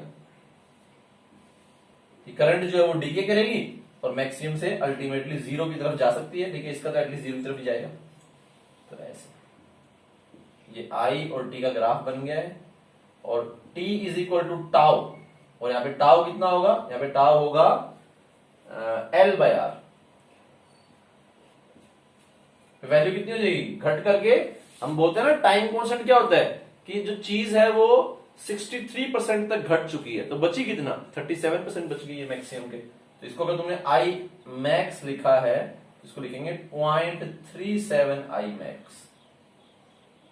ठीक है, टाइम कांस्टेंट हम ऑलरेडी जानते ही हैं, टाइम कांस्टेंट यहाँ पर एल बाय आर है, मैंने पहले ही तुम्हें बताया है, डायमेंशन का क्वेश्चन बन सकता है, तो इसमें ऐसे नोट कर लेना, पहले डायग्राम नोट कर लो, ये तो सॉर्ट ऑफ डेरिवेशन ही हो गया। ठीक है, सेकंड ये हो गया, थर्ड ये हो गया, फोर्थ ये हो गया, और फिफ्थ जो है वो ये वाला सेक्शन हो गया तुम्हारा। ठीक है, तो इस तरह से इसको नोट कर लो, ये डीके हो गया। तो अगर करंट ग्रो कर रहा होगा तो कितना होगा, आई मैक्सिमम 1 माइनस ई की power minus R T by L. ठीक है, और अगर करंट घट रहा होगा तो कितना होगा, आई मैक्सिमम सीधा ई की power minus R T by L. और ये हम बात कर रहे हैं जब फाइनल करंट 0 होगा। अगर फाइनल करंट 0 नहीं होगा तो दोनों एक्सप्रेशन में थोड़ा चेंज आएगा, वो मैं तुम्हें लिखवा भी देता हूं क्या चेंज आएगा। ठीक है, अब टाइम कांस्टेंट यहाँ पर एल बाय आर है, तो बच्चे देखो वहां पर कोई कंफ्यूजन नहीं थी, वहां पे क्या था क्यू, तुम साथ नोट कर लो इसको। ठीक है, मैं बोलता रहूंगा कुछ कुछ, तो वहां पर कोई कंफ्यूजन नहीं था कि क्यू मैक्स वहां पे क्या था, जो तुम्हारा क्यू का वैल्यू है वो था क्यू मैक्स इंटू में 1 माइनस ई की power minus T by R C, growth वाले में ना, तो दोनों नीचे थे, तो कंफ्यूजन नहीं होता कभी बच्चे को, minus T by R C ही है। यहां पर बच्चों को कंफ्यूजन होता है कि आर बाई एल इंटू में टी है ना, तो आर ऊपर था या एल ऊपर था, तो बाद में बच्चे एग्जाम में भूल जाते हैं कि ई की power minus L by R into में टी था या आर बाई एल इंटू में टी था, क्योंकि टाइम कांस्टेंट में तो एल बाई आर है और यहाँ पर आर बाई एल है। ठीक है, क्योंकि यहाँ पे उल्टा होता है। ठीक है, तो इसको तुम ऐसे याद कर सकते हो कि तुम किसी भी एक जगह याद कर लो तुम, तो हम आमतौर पर क्या करते हैं, टाइम कांस्टेंट का फॉर्मूला हमें यूज नहीं करना पड़ता, हमें हमेशा आमतौर पर यही फॉर्मूला यूज करना पड़ता है। तो अगर मुझे यही फॉर्मूला यूज करना है तो मैं यहां पर मान लेता हूं, क्या मान लूंगा कि आर जो है मैं ये चीज मान रहा हूं कि मैंने ये वाला फॉर्मूला याद किया। ठीक है, ये वाला फॉर्मूला नहीं, ये वाला अपने आप फिर उल्टा हो जाएगा, तुम्हें एक याद करना है दूसरे को उल्टा कर लेना। तो मैंने फॉर्मूले में वैल्यू जो है वो याद कर ली, इसको मैंने ऐसे याद किया हुआ है, सिर्फ गर्म नहीं होता, ऊपर पंखा चलता है नीचे बेबी सोती है, तो आर जो है वो रूफ हो गया। ठीक है, तो रूफ जो है वो ऊपर रहेगी और नीचे जो है वो लड़की बेबी जो है वो सो रही है। ठीक है, तो इसको तुम ऐसे याद कर सकते हो, बाद में लड़की छत के ऊपर भी जा सकती है। ठीक है, तो अगर बारिश वारिश हो रही है तो छत के ऊपर भी जा सकती है। खैर एनीवेज, तो तुम इसको ऐसे याद करना कि मैंने फॉर्मूले में याद रखा है कि आर ऊपर है एल। ठीक है, तो रूफ ऊपर रहेगी। ठीक है, आर से रूफ को तुम जो है वो रिलेट कर सकते हो। निमोनिक है, इसमें कोई लॉजिक नहीं है, ठीक है, कहीं लॉजिक पकड़ के बैठ जाओ, तो निमोनिक ऐसे याद आ जाए, क्योंकि जो कंफ्यूजन तैयारी करते हुए मुझे आए हैं या कभी कभी क्वेश्चंस में आते थे जो मुझे याद है, तो वो मैं तुम्हें बता रहा हूँ। इसको तुम ऐसे अपने जो है वो हेड में उसको जो है वो रख सकते हो ताकि तुम्हें कंफ्यूजन ना आए, है ना। इसको नोट कर लो जरा, कोई डाउट है तो इसे पूछो, फिर हम इसके ऊपर जो है वो क्वेश्चंस करेंगे, ठीक है। तो ये सारी बात है। इसमें जो है मैंने पहले भी शायद अगर नहीं लिखा है तो लिख लेना कि डायमेंशन का क्वेश्चन बन सकता है, डायमेंशन का क्वेश्चन बन सकता है।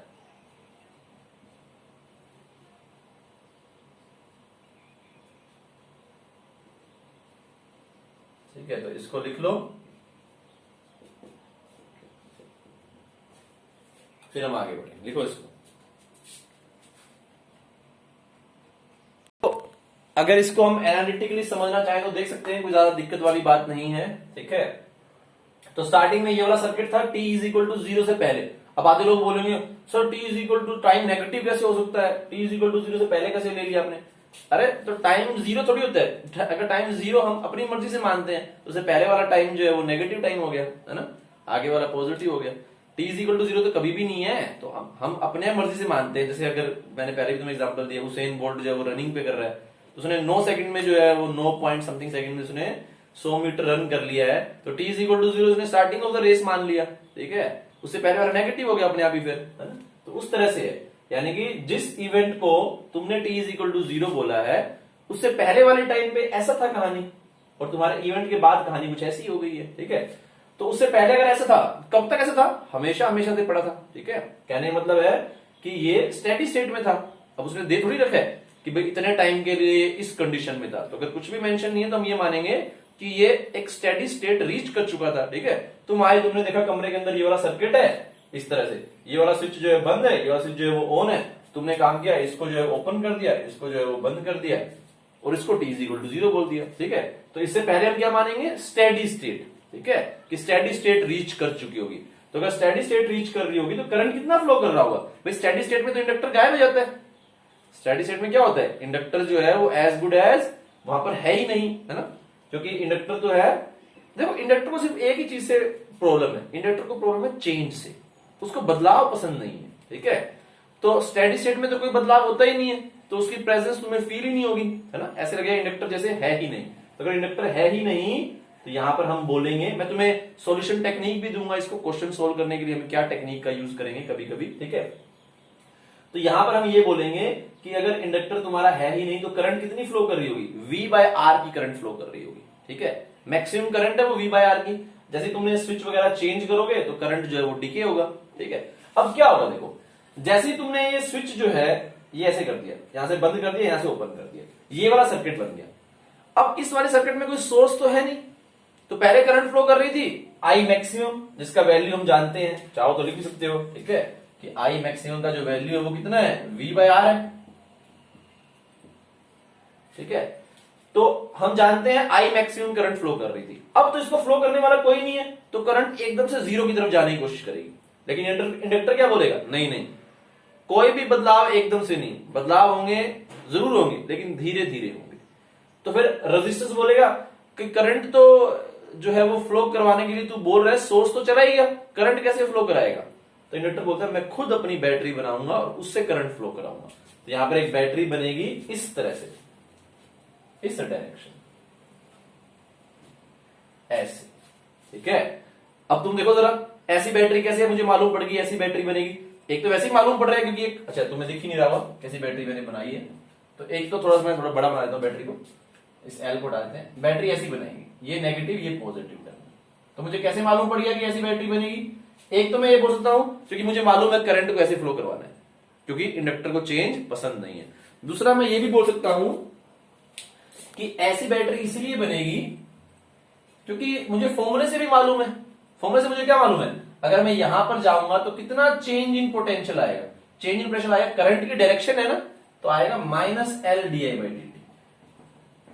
करंट की डायरेक्शन है ना, -L/di/dt का चेंज है ना, जैसे होता है ना रेजिस्टेंस के अंदर -IR का ड्रॉप, इसमें कितना होता है -L/di/dt, ठीक है। तुम वो सर ड्रॉप हो रहा है तो बैटरी उल्टी बनाओ, नहीं, di/dt यहां पर क्या है, नेगेटिव है, देख पा रहे हो, di/dt नेगेटिव है, करंट जो है वो घट रहा है। तो अगर di/dt नेगेटिव है तो डेल्टा वी का वैल्यू बच्चों पॉजिटिव हो गया। तो डेल्टा वी का वैल्यू पॉजिटिव हो गया, इसका मतलब यहां से यहां जाने पर हमें वोल्टेज गेन मिलना चाहिए, इसीलिए बैटरी ऐसी लगाई है। ठीक है, तो रेजिस्टेंस में तो क्या होता है, करंट अगर तुम्हारी फ्लो कर रही है, तुम करंट की डायरेक्शन में जा रहे हो, फॉर श्योर ड्रॉप ही होगा। करंट के अगेंस्ट जा रहे हो, फॉर श्योर गेन ही होगा। यहां पर एक्सप्रेशन तो हम ये लिखते हैं ड्रॉप वाला, minus L D I by D T, अगर हम करंट की डायरेक्शन में जा रहे हैं। बट अगर D I by D T negative है तो वो गेन में भी तब्दील हो सकता है और फिर हमें ईएमएफ ऐसा बनाना पड़ेगा। ठीक है, खैर ये तुम्हें धीरे धीरे समझ में आ जाएगा। मैंने तुम्हें शायद होपफुली एनालिटिकली समझा दिया है। इक्वेशन लिखने में कभी भी कोई झंझट नहीं होगा। करंट की डायरेक्शन में जा रहे हो ना, इतना एनालाइज नहीं करना। अगर इक्वेशन लिखना है, करंट की डायरेक्शन मतलब minus L D I by D T, current के ऑपोजिट डायरेक्शन मतलब plus L D I by D T. तो D I by D T अपने आप ही संभाल लेगा, तुम्हें टेंशन लेने की लोड नहीं है। हाँ, लेकिन अगर तुम ईएमएफ बना रहे हो तो फिर तुम्हें थोड़ा सा कभी कभी लॉजिकली इसको कॉम्प्रीहेंड करने की जरूरत होती है कि भाई यहाँ पर D I by D T negative है तो मेरी बैटरी जो है वो ऐसी बन जाएगी। ठीक है, तो वो बननी भी चाहिए क्योंकि तभी तुम्हारा करंट फ्लो करेगा। तुम ऐसे भी सोच सकते हो, इस एक चीज को तुम अलग अलग एंगल से सोच सकते हो और सारी सारी चीजें जो है वो एक ही बात बोलती ही होनी चाहिए। ऐसे नहीं कि अलग अलग बात, तुम कहोगे सर कौन से बोले, कौन से देखें, या तो फॉर्मूला दे दो या ये दे दो। नहीं, तुम सारी चीजों से देखो ना उसको, क्या दिक्कत है। तो हम ये भी बोल सकते हैं क्योंकि चाह रहा था कि इंडक्टर जो है वो करंट ना बदले, तो करंट ऐसे फ्लो कर रही थी तो अभी भी ऐसे ही फ्लो करनी चाहिए। तो कौन फ्लो कराएगा, यही तो कराएगा, इसी के पास तो बैटरी है और तो बैटरी है ही नहीं, क्योंकि जो एक्सटर्नल सोर्स था वो तो गायब हो चुका है। अब इंड्यूस बैटरी से काम चलाना पड़ेगा, तो ये तुम्हारा जो है वो करंट फ्लो करवाएगा। ठीक है, तो ये तुम्हारा करंट फ्लो कराता है। इसके पास एनर्जी भी थी, कितनी एनर्जी थी इसके पास, हाफ एल आई मैक्सिमम का स्क्वायर। ठीक है, उतनी इसके पास एनर्जी थी क्योंकि t इज इक्वल टू 0 पे उतनी करंट इसके अंदर फ्लो भी कर रही थी। ठीक है, फिर क्या होगा, धीरे धीरे धीरे धीरे जैसे जैसे डी बाई डी टी तो नेगेटिव ही है। ठीक है, जैसे जैसे तुम्हारा जो है ये करंट इसके अंदर फ्लो करेगा, अब करंट स्टार्टिंग में मैक्सिमम होगा, है ना, तो धीरे धीरे क्या होगा, इसकी एनर्जी कम होने लग जाएगी, एनर्जी यहां से डिसिपेट होने लग जाएगी। तो जैसे ही जो है वो एनर्जी तुम्हारी यहां से डिसिपेट होगी धीरे धीरे धीरे धीरे, है ना, तो इसका वैल्यू भी घटने लग जाएगा ईएमएफ का, साथ में यहाँ पे करंट भी घटने लग जाएगा, गेन भी कम होगा, ड्रॉप भी कम होगा, दोनों चीजें डिक्रीज करती रहेंगी। आई भी डिक्रीज करता रहेगा, यहां से ड्रॉप भी डिक्रीज कर रहा है, डीआई बाई डी भी डिक्रीज कर रहा है। देखो जरा ग्राफ को, आई डिक्रीज कर रहा है ना, हाँ कर रहा है। डीआई बाई डी पहले तो बहुत था, 90 के बराबर था इसे, फिर धीरे धीरे धीरे धीरे फ्लैट हो जा रहा है ना, मैग्नीट्यूड की बात कर रहे हैं यहाँ पे डीआई बाई डी की। ठीक है, तो अगर तुम्हारा हाथ जो है वाई एक्सिस के पैरेलल आ रहा है तो यानी कि स्लोप हाई है। ठीक है, और अगर एक्स एक्सिस के पैरेलल आ रहा है तो स्लोप कम होता जा रहा है। ठीक है, वैल्यू में तो यहाँ पर अगर हम देखें तो पहले तो वाई एक्सिस की काफी वो था, मतलब ठीक है, जैसे ऑलमोस्ट जो है वर्टिकल सा दिख रहा है, फिर धीरे धीरे फ्लैट होते होते हॉरिजॉन्टल की तरफ जा रहा है। ठीक है, तो यहाँ पर क्या हो रहा है, करंट भी घट रहा है, करंट घटने से यहाँ के अक्रॉस वोल्टेज घट रहा है और डीआई बाई डी भी घट रहा है, यानी कि यहाँ के अक्रॉस जो गेन था वो भी घटता जा रहा है। दोनों घटते जाएंगे, जो भी इसकी एनर्जी थी धीरे धीरे रेजिस्टेंस में डिसिपेट होती रहेगी। और जो ये स्टार्टिंग में बहुत ही हीरो बनकर के बोल रहा था कि मैं करंट फ्लो कराऊंगा, जैसे ही वो initial energy which is equal to half L I maximum square की एनर्जी रेजिस्टेंस के थ्रू डिसिपेट हो जाएगी, तो इसकी सारी सारी फूक निकल जाएगी। फिर ये बोलेगा अब मेरे पास एनर्जी नहीं है करंट फ्लो कराने की, करंट में फ्लो नहीं करा सकता। ठीक है, तो करंट भी जीरो हो जाएगा, डीआई बाई डी भी जीरो हो जाएगा और सब कुछ जो है वो स्टेडी स्टेट में, स्टेडी का मतलब सब कुछ खत्म ही हो जाएगा। ठीक है, डीके में सब कुछ खत्म ही हो जाता है, आरसी में भी खत्म हो गया था और इसमें एलआर में भी खत्म हो जाता है सब कुछ। ठीक है, सब कुछ ठंडा पड़ जाता है, मर जाता है मतलब एक हिसाब से कहानी। ठीक है, तो यहाँ पर तुम एक बात और लिख सकते हो, कौन सी, ये सारी एनालिटिकल बातें। ठीक है, तो यहाँ पर क्या हुआ, इंडक्टर ने बोला एकदम से तुमने करंट जीरो कराने की कोशिश की, मैं नहीं कराने दूंगा, मैं करंट फ्लो कराऊंगा जितनी पहले फ्लो कर रही, तू करा ले भाई। थोड़ी देर कराएगा, थोड़ी देर कराएगा, जैसे ही एनर्जी डिसिपेट हो जाएगी धीरे धीरे करंट डिक्रीज करती रहेगी। ठीक है, केवीएल वैलिड रहेगा, करंट भी डिक्रीज कर रहा है, डीआई भी डिक्रीज कर रहा है, दोनों वोल्टेज डिक्रीज कर रहे हैं और अल्टीमेटली धीरे धीरे जीरो की तरफ चले जाएंगे। जो भी एनर्जी इसके अंदर थी वो सारी सारी एनर्जी जो है वो रेजिस्टेंस के थ्रू डिसिपेट हो जाएगा। तो हम यहाँ पर चाहें तो शॉर्टकट लिख सकते हैं, कल क्वेश्चन आ सकता है कि कितना एनर्जी डिसिपेट होगा, तो मैं यहाँ पर लिख सकता हूं कि एनर्जी डिसिपेटेड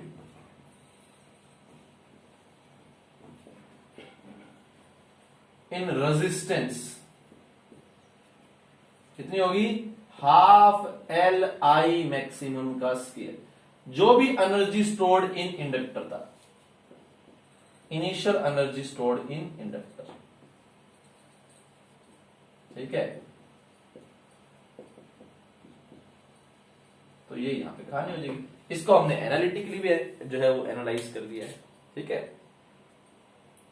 अब इसके अंदर हम लोग जो है वो कुछ क्वेश्चंस भी देख लेंगे, ठीक है, और आगे भी चीजें को देख लेंगे, ठीक है, अंडरस्टैंड कर लेंगे। तो पहले इसको लिख लो पूरे को, फिर हम कुछ क्वेश्चंस वगैरह भी इसके अंदर देखेंगे, ठीक है। तो ये हमारा ग्रोथ और डीके का जो है वो पूरा का पूरा थ्योरी हो गया है, ठीक है। बहुत सारी बातें डिस्कस करनी बाकी हैं इसके अंदर, ठीक है, क्वेश्चंस भी लेने बाकी हैं, फिर इक्विवेलेंट टाइम कांस्टेंट कैसे निकालना है वो भी बाकी है।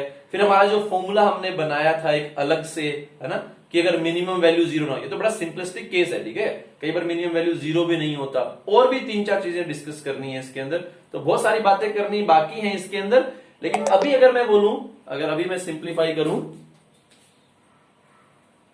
तो हम ये बोल सकते हैं कि ग्रोथ में जो करंट है वो होता है आई मैक्सिमम 1 माइनस ई की power minus R T by L, और डीके में आई मैक्सिमम ई की power minus R T by L. Time constant L by R है।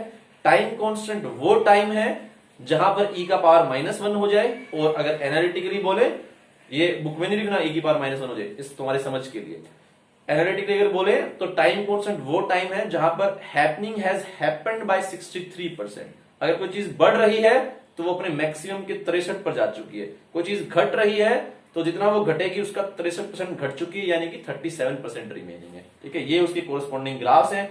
एनालिटिकली चीजों को हमने एग्जामिन किया है। अब हम जो है वो इसके क्वेश्चंस को देखेंगे, ठीक है। तो इसके ऊपर हम क्वेश्चंस करेंगे, फिर और भी बहुत सारी बातें इसके अंदर बतानी, लेकिन सारी एक साथ बताऊंगा तो कंफ्यूज हो जाओगे। तो पहले अभी तक जो भी किया है उसके ऊपर कोई एक आधा क्वेश्चंस जो है वो हम जरूर करेंगे पहले, उसके बाद जो है वो हम जाएंगे बाकी वाली बातों में, ठीक है। इसको कर लो सारे का note.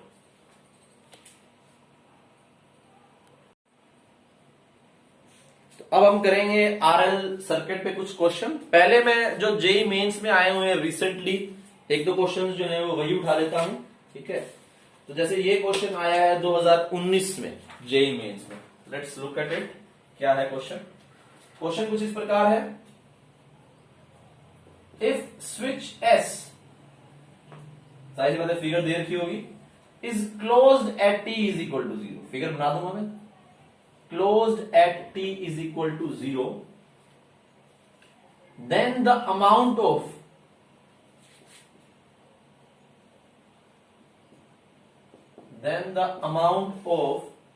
charge that passes through battery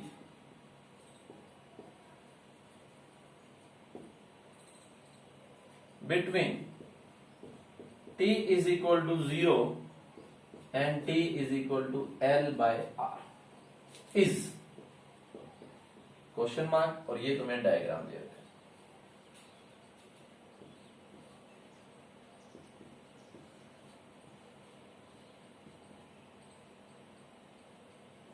ये स्विच है, के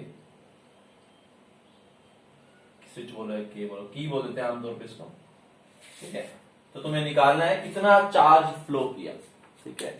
तो क्वेश्चन ज्यादा मुश्किल नहीं है, टाइम तुम्हें दे रखा है, I is equal to D Q by D T होता है। क्यू क्या होता है? आई डी टी का इंटीग्रेशन। तो अगर तुम्हें आई का एक्सप्रेशन मिल जाए तो आंसर आ जाएगा, और मुझे नहीं लगता है कि कोई भी बच्चा ऐसा होगा जो आई का एक्सप्रेशन ना लिख पाएगा, जो भी हमने पढ़ा है उसके बाद, है ना। तो आई का एक्सप्रेशन तो बड़ी इजीली लिख सकते हो।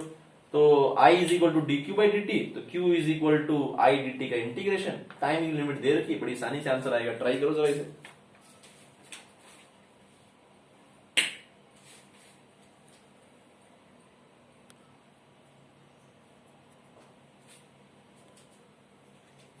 इसको इरेज कर रहा हूं बच्चों। अच्छा, इरेज क्या करना है, इसको सोल्व करना है। देखो जरा, तो बड़ा आसान है। यहां पर हम बोलेंगे I is equal to D Q by D T, तो D Q is equal to I D T का integration which will give me delta Q, यानी कि नेट चार्ज फ्लो, ठीक है। तो ये मुझे डेल्टा क्यू दे देगा। अच्छा, आई का एक्सप्रेशन मुझे लिखना है, कितना आसान है हमारे लिए, तो मैक्सिमम, ठीक है। कैसे लिखेंगे? मैक्सिमम, है ना। और मैक्सिमम करंट कितनी होगी भाई? लास्ट में तो इंडक्टर तुम्हारा स्टेडी स्टेट में बिहेव करता है कि इंडक्टर है ही नहीं, तो मैक्सिमम करंट होगी ई बाय आर। अभी तो निकाला था ना, इसी का वैल्यू निकाला था ग्रोथ वाले में, E बाय आर 1 माइनस ई की power minus T R by L dt का इंटीग्रेशन लिमिट बाद में पुट कर लेंगे।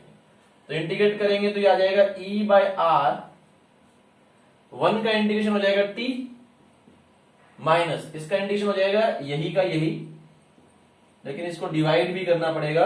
तो नेगेटिव से डिवाइड होगा तो प्लस बन जाएगा, और डिवाइड किससे करेंगे इसको, जिससे मल्टीप्लाइड है यानी कि r बाय एल से।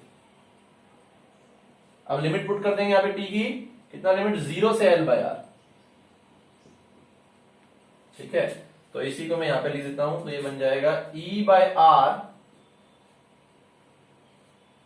और t का value l by R, plus में यहां पर भी t का वैल्यू l बाय आर, तो ये e की पावर माइनस 1 हो जाएगा और ये l ऊपर आ जाएगा, r नीचे आ जाएगा, माइनस t का वैल्यू 0, तो ये 0 हो जाएगा।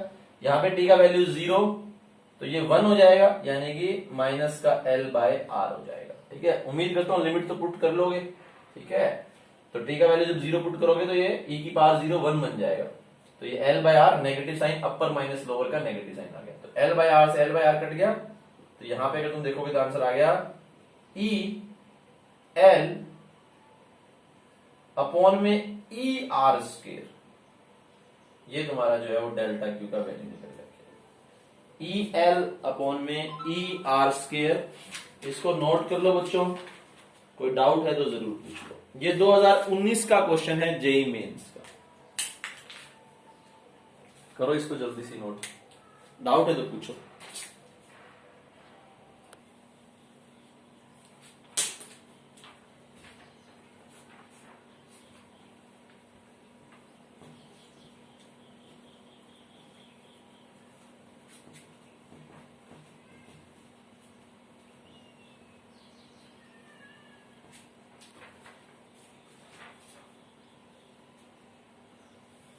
अगला क्वेश्चन है a 20 henry inductor, henry as we know inductor का यूनिट होता है, a 20 henry inductor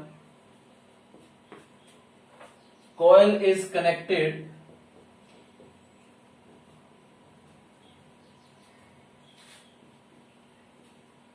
to a 10 ohm resistance in series as shown.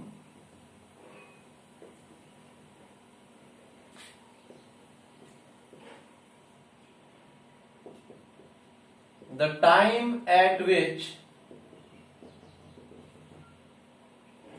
rate of dissipation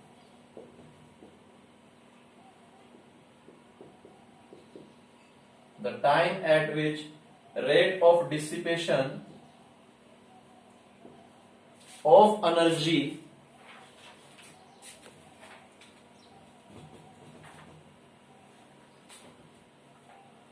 across resistance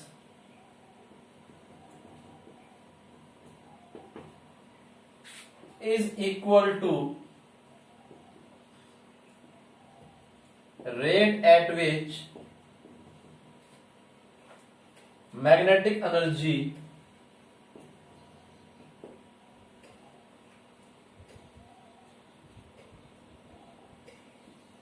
is stored in inductor is,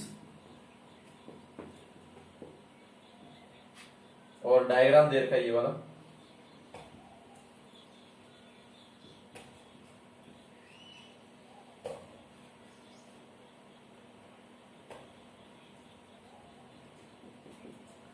तो ये बोला गया है कि ये इतना हेनरी का इंडक्टर, इतना रेजिस्टेंस है, तो वो टाइम बताना है जब जो rate of dissipation of energy है, जो कि तुम जानते हो कि पावर डिसिपेशन इन रेजिस्टेंस, वो इक्वल हो जाए rate at which magnetic energy is stored. ठीक है, तो एनर्जी का रेट मतलब पावर, यानी कि दोनों पावर्स बराबर हो जाए। अब पावर अगर नहीं मालूम तो कैसे निकालेंगे, इसकी तो मालूम ही है रेजिस्टेंस की आई स्क्वायर आर होती पावर, इसकी अगर नहीं मालूम तो कैसे निकालेंगे, डिफरेंशिएट करके, एनर्जी को डिफरेंशिएट कर दो पावर बन जाएगी।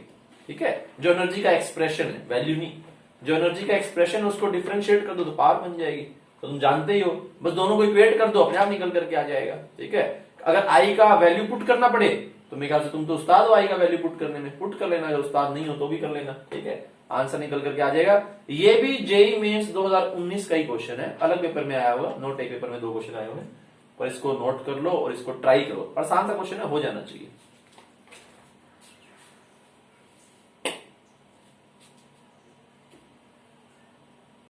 ई का वैल्यू नहीं दे रखा है, मे भी कट जाता होगा ई, है ना, तो जरूरत नहीं पड़ती होगी। करो इसे ट्राई, करें इसको सोल्व। देखो कैसे सोल्व करेंगे इसे, ज्यादा मुश्किल ही है नहीं, आना चाहिए था वैसे आंसर। देखो जरा, तो वैल्यूज में छोड़ के बाकी सब इरेज करता हूं। वैल्यू मेरे मैंने लिखी हुई है 20, 10, बाकी तो सब हम जानते ही हैं कि दोनों एनर्जीज का रेट बराबर होना चाहिए, ठीक है। तो इसको मैं इरेज करता हूं ताकि हमारे पास थोड़ा स्पेस बन जाए। t is equal to 1 second, answer तो नहीं है, देखते हैं, देखना क्या गलती की है, देखो जरा।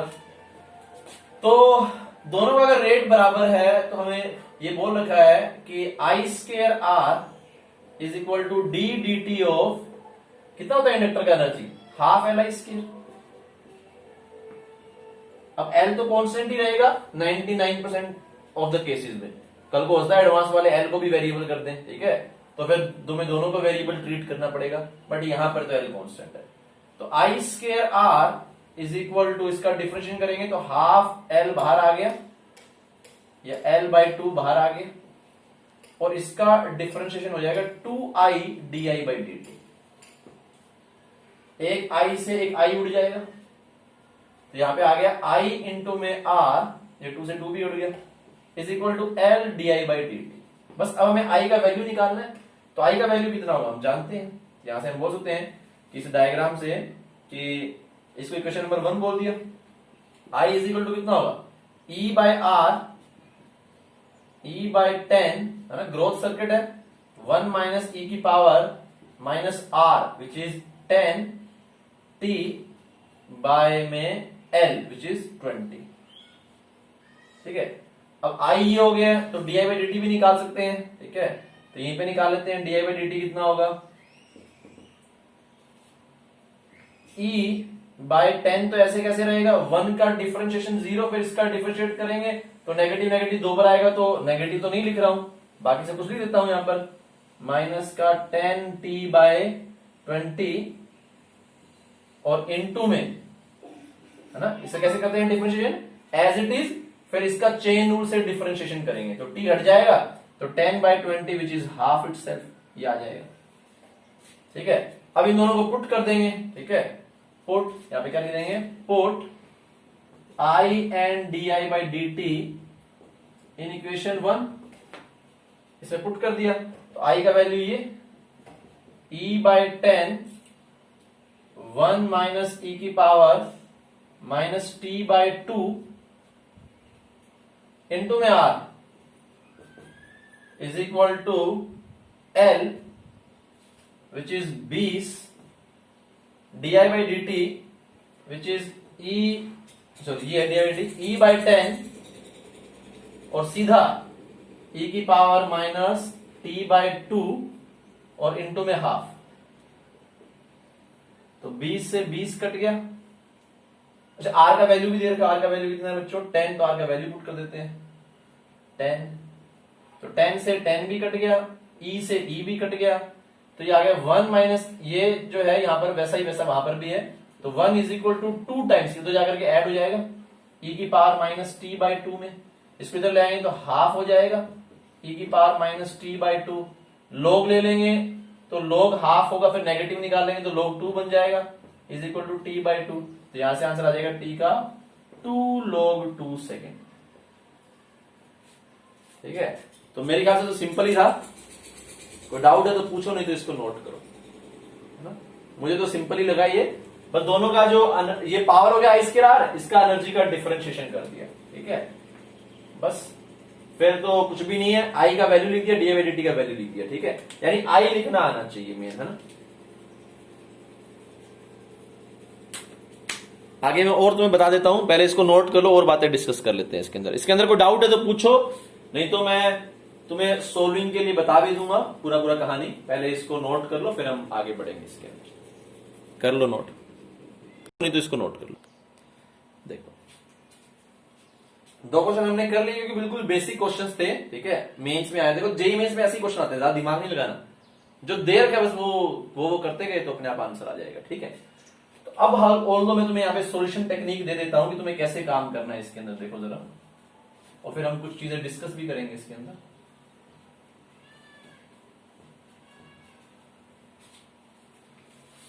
तो सॉल्यूशन अगर मैं टेक्निक में बोलूं, जैसे हमने आरसी में भी ये वाली चीज देखी थी ना, वैसे अगर मैं सॉल्यूशन टेक्निक बोलूं तो मैं तुम्हें ये बोल सकता हूं तुम्हें कौन सी बातें ख्याल रखनी है।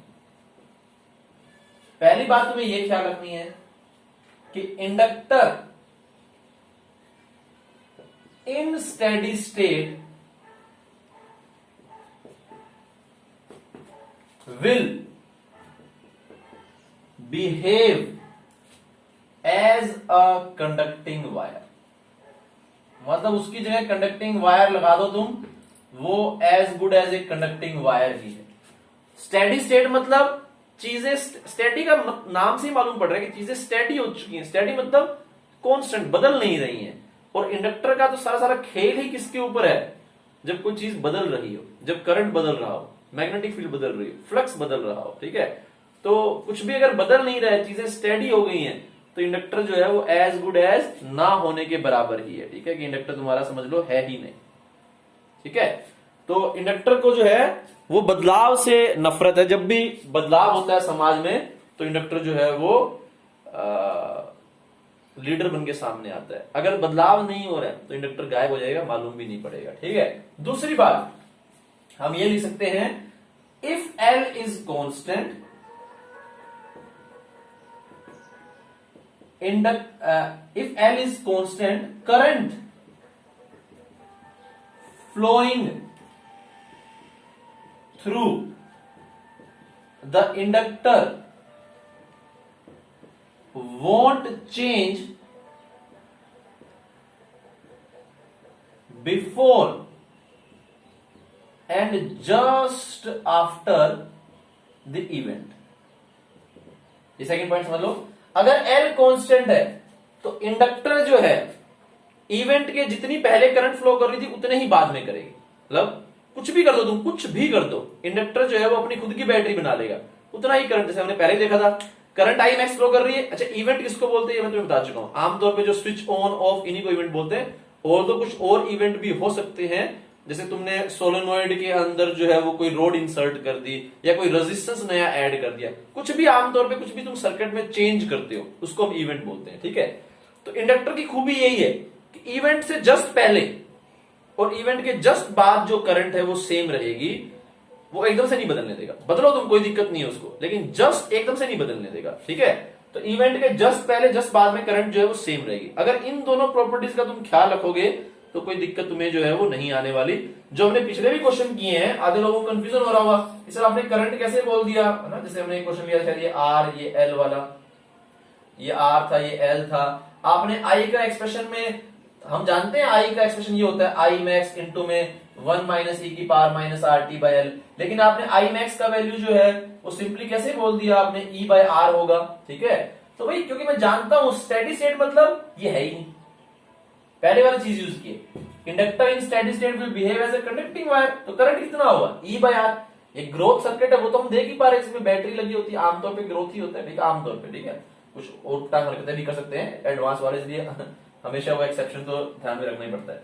खैर एनीवेज, तो बस अगर ये ग्रोथ वाला है तो अल्टीमेटली इन्फिनिटी जाके करंट मैक्सिमम होगी, ठीक है। स्टार्टिंग में तो जीरो ही थी, तो बस ये इंडक्टर गायब हो गया स्टेडी स्टेट में, तो करंट कितना हो गया ई बाय आर का, इसीलिए बोल पा रहे हैं I maximum is equal to कितना होगा ई बाय आर, जो हमने पहला क्वेश्चन किया आज का ना। तो अगर तुम्हें ये दो बातें ख्याल रहेंगी तो तुम्हें इसके आरसी के क्वेश्चंस करने में ज्यादा दिक्कत नहीं आएगी, ठीक है। क्या स्टेडी स्टेट में इंडक्टर गायब हो जाता है, मार्केट में दिखेगा ही, जहां शांति है वहां इंडक्टर लीडर है, ठीक है।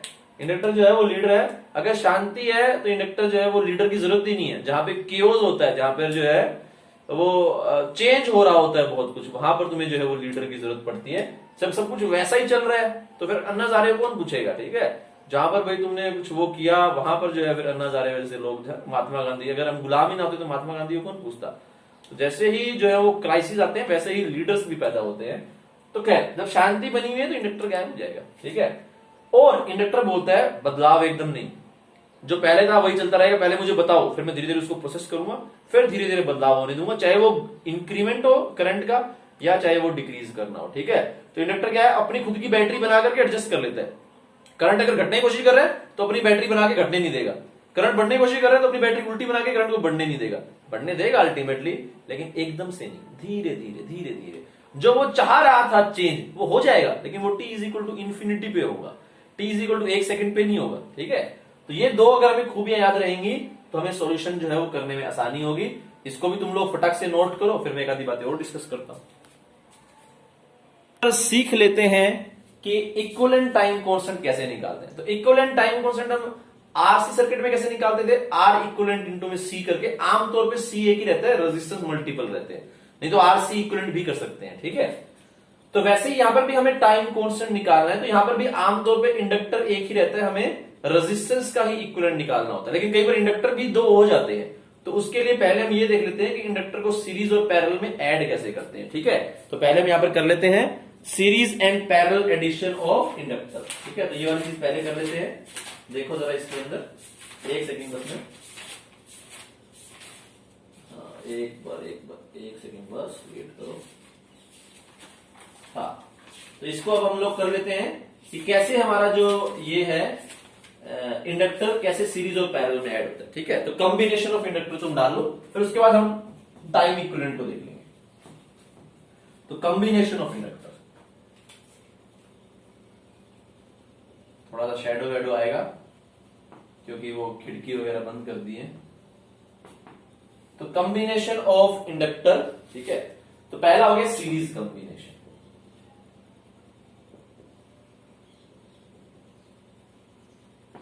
ये तुम्हारी बैटरी है,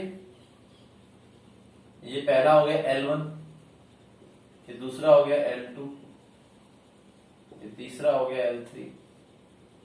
ठीक है, अब तुम्हें इन सारों की जगह जो है वो एक ही लगाना है। ठीक है, तो उसको हम कैसे लगाएंगे वो हम देख लेते हैं। अब तुम्हें इसकी जगह क्या करना है, ये एक लगाना है, सिर्फ एक इंडक्टर आएगा जिसको हम बोलेंगे L इक्विवेलेंट। तो यहां से अगर हम बोलेंगे तो बोलेंगे E माइनस में, अच्छा करंट तो सेम फ्लो करेगा, I ना सीरीज में है ना, करंट सेम फ्लो करेगा, तो E माइनस में L1 di by dt minus में L2 di by dt minus में L3 di बाई dt। ठीक है, हो सकता है कोई रेजिस्टेंस भी हो यहां पर। ठीक है, यहां पर भी हो सकता है रेजिस्टेंस, उससे मतलब नहीं है। यहां पे भी अगर देखोगे तो तुम क्या लिख सकते हो, E is equal to E minus L equivalent di by dt is equal to 0। ठीक है, और यहां पर भी इज इक्वल टू 0 आना चाहिए। ठीक है, तो एक केवल इसमें घुमा दिया, एक केवल इसमें घुमा दिया, तो यहां से E की वैल्यू आ जाएगी। E की वैल्यू कितनी लिख पाएंगे, यहां से E की वैल्यू लिख पाएंगे L equivalent di by dt। इन सारा को उधर ले जाएंगे, L1 di by dt plus L2 di by dt plus L3 di by dt, di by dt, di by dt, di by dt, di by dt cut गया, तो यहां से हमारा वैल्यू आ गया L equivalent is equal to L1 plus L2 plus में L3। तो series में ये रेजिस्टेंस की तरह ऐड होते हैं।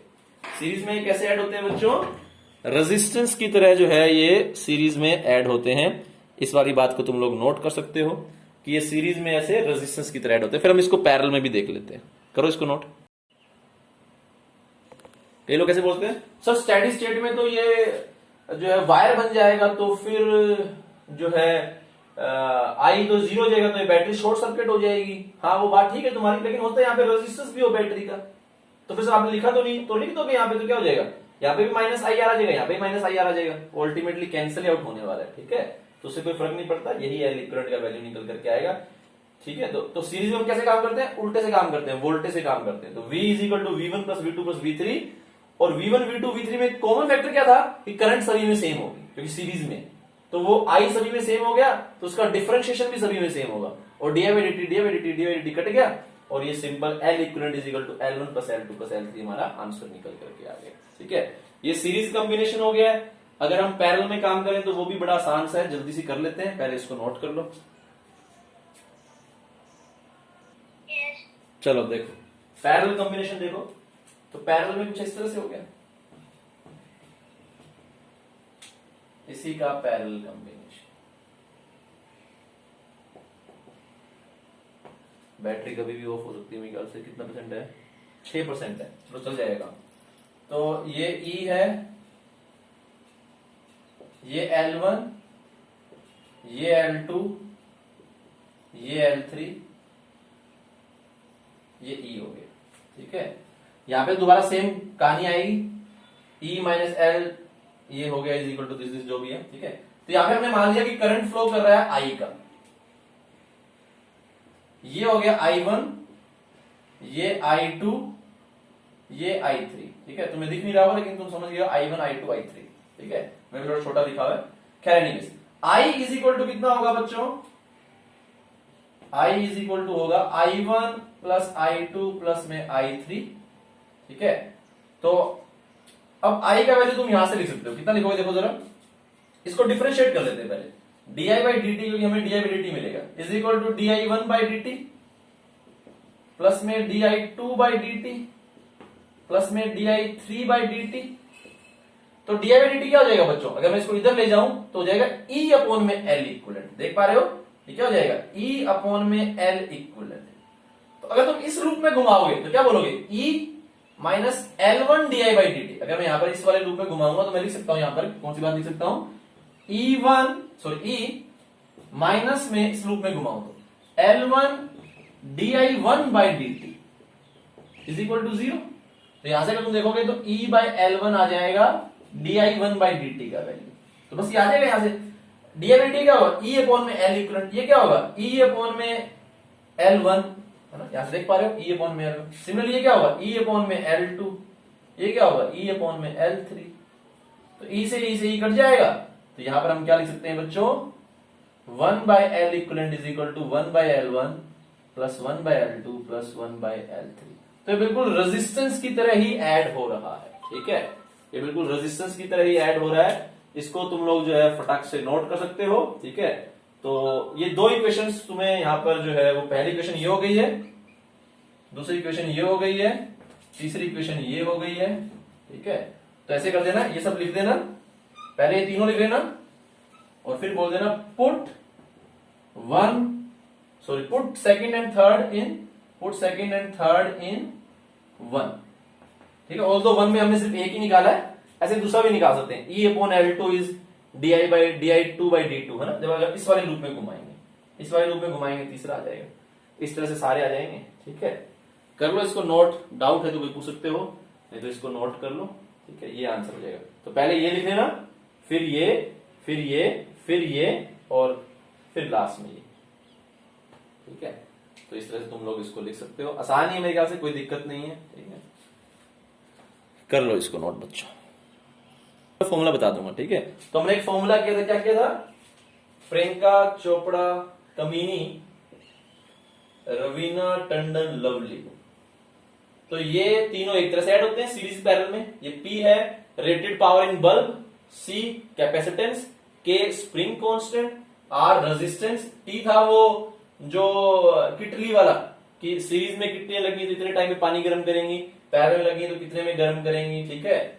और L यहां पर था ये इंडक्टर, तो जो कि रेजिस्टेंस की तरह ही काम कर रहा है, ठीक है। प्रियंका चोपड़ा कमीनी रवीना टंडन लवली, ठीक है। ऐसे मैंने याद किया, तुम जैसे मर्जी निमोनिक बनाओ। ये 6 ही हैं, 6 ही खिलाड़ी हैं ये सीरीज पैरेलल में जो ऐड होते हैं। तो लास्ट में आते आते इतने सीरीज पैरेलल बन गए थे कि मैं कंफ्यूज हो गया था, तो मैंने ये निमोनिक बना लिया था अपने लिए।